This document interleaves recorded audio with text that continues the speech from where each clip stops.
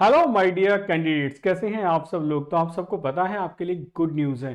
Territorial army commission online entrance exam 2023 का notification आ चुका है। तो आज के इस वीडियो में हम बात करेंगे कि इसका एलिजिबिलिटी क्राइटेरिया क्या होगा, क्या क्या कंडीशंस है भी, कब इस एग्जाम को कौन फिल कर सकता है। ठीक है, तो चलिए शुरू करते हैं। सबसे पहले बात करते हैं एलिजिबिलिटी कंडीशंस को लेके।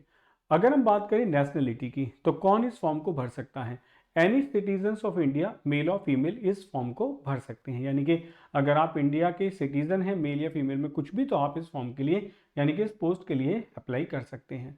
बात आती है एज लिमिट। ये बड़े क्वेश्चंस होते हैं कि एज लिमिट क्या होगी। 18 to 42 years on the last date of filling of application. Application की जो लास्ट डेट होगी ना फिलिंग की, तब आपकी जो डेट है वो 18 से लेके 42 साल के बीच होनी चाहिए। ठीक है, minimum 18 years and should not be more than 42 years on 21 नवंबर 2023। यानी कि आपकी जो एज होगी वो 21 नवंबर 2023 तक कैलकुलेट होगी। तो 18 साल से कम ना हो और 42 साल से ज़्यादा ना हो। तो मुझे लगता है आपको एज लिमिट के बारे में समझ आ गया होगा। चलिए आगे बढ़ते हैं।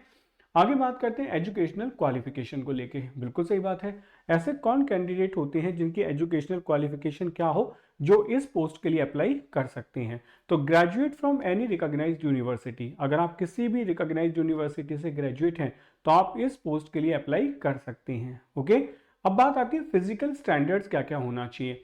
A candidate must be physically and medically fit in all respects. जितने भी रेस्पेक्ट्स होते हैं, चाहे आपका आई साइड है, फिजिकल स्टैंडर्ड है, मेडिकल स्टैंडर्ड है, उसमें आपको मतलब बिल्कुल फिट होना पड़ेगा। ठीक है, चलिए बड़े आगे समझते हैं। नेक्स्ट देखो। अब बात आती है कि सर एप्लीकेशन फॉर्म कब फिल करना होगा। देखो ये सारे क्वेश्चन हैं, इनके आंसर्स मैं आपको देने के लिए आया हूं। तो सबमिशन ऑफ एप्लीकेशन फॉर्म क्या है।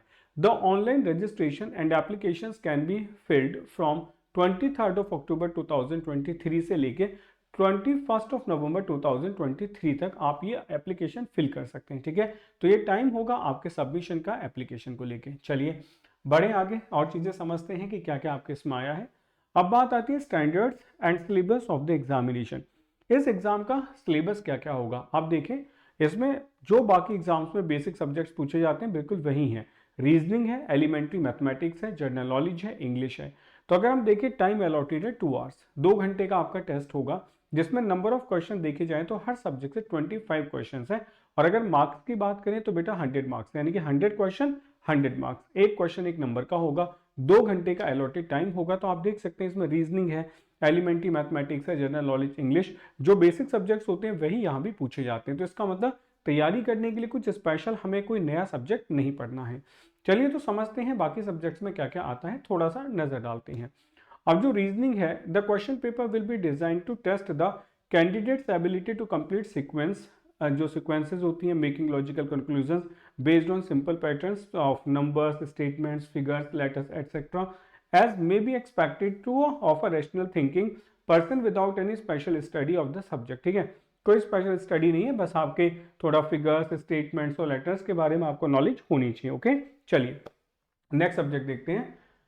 एलिमेंट्री मैथमेटिक्स में जब हम बात करते हैं तो एरिथमेटिक है, एल्जेब्रा है, ट्रिग्नोमेट्री है, ज्योमेट्री है, मेंसुरेशन है, स्टैटिस्टिक्स है। मतलब सारे ही सब्जेक्ट्स पूछे गए जिसको हम एडवांसमेंट या फिर हम जो बेसिक एलिमेंट्री मैथ्स करते हैं वो है। तो दोनों चीजें पूछी गई हैं। चलिए आगे बढ़ते हैं, नेक्स्ट देखते हैं। नेक्स्ट आता है GS.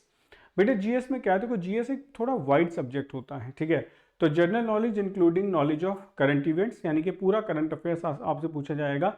Such matters of everyday observation and experience in scientific aspects as may be expected of an educated person who has not made a special study in of any specific subject। आपने कोई special study नहीं की, लेकिन भी general knowledge मतलब जो current affairs है वो तो आपका आना चाहिए। ठीक है, और जो क्वेश्चन है बेटा वो हिस्ट्री से होंगे, इंडियन पॉलिटी का होगा, ज्योग्राफी होगा। ठीक है, तो ये सारे के सारे सब्जेक्ट्स आपसे पूछे जाएंगे। चलिए नजर डालते हैं इंग्लिश के सिलेबस के ऊपर। इंग्लिश में क्या क्या होगा। इंग्लिश में यदि हम बात करें तो paper will be designed to test the candidate understanding of English and वर्कमेंट। ठीक है, लाइक यूज ऑफ वर्ड्स। तो बेटा आपका जो यूज ऑफ वर्ड्स है वो सब देखना होगा। इंग्लिश लैंग्वेज है तो यदि मैं बात करूँ तो इसमें आपका पूरा ग्रामर वाला सेक्शन होगा, वोकैब होगा, रीडिंग एबिलिटी होगा, यानी कि कोई ऐसा सेक्शन नहीं होगा जिसको यहाँ छोड़ा गया होगा। तो आपका ही आज हमने बात की कि सारा सिलेबस क्या क्या होगा, किन चैप्टर्स के गो थ्रू आपको जाना होगा। तो भाई ये आपने समझा कि हमने बात की अभी सिलेबस के बारे में। अब बात आती है नेगेटिव मार्किंग की। For each question for which a wrong answer has been given by the candidate 1/3 of marks assign to that question will be deducted as per penalty. तो 0.33% की आपकी नेगेटिव मार्किंग है। ये बहुत इंपॉर्टेंट होता है जानना, क्योंकि देखो नेगेटिव मार्किंग क्या करती है ना, आपके कैलकुलेटिव रिस्क जो होते हैं बस उसी को बढ़ाती है।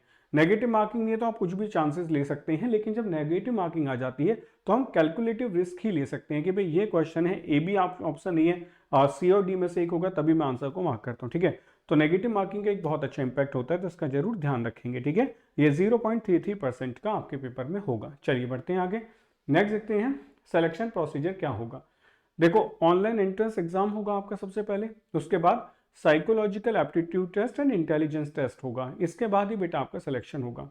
एक बड़ी छोटी सी बात है, male and female candidates will be placed in separate order of merit, यानी कि मेल और फीमेल की जो कैंडिडेट की मेरिट होगी वो अलग अलग होगी, इस बात का ध्यान रखें। तो एक साथ कैंडिडेट की मेरिट नहीं बनाई जाएगी। ओके, चलिए आगे बढ़ते हैं।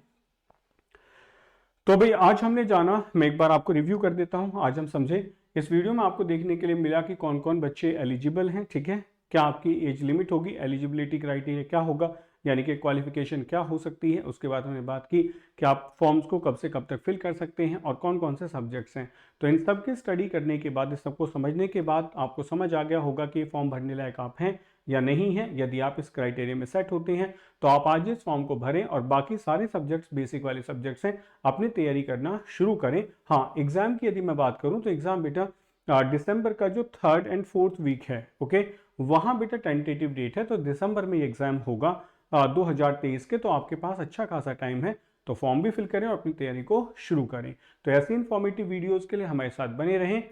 जय हिंद, कीप एम्बाइबिंग।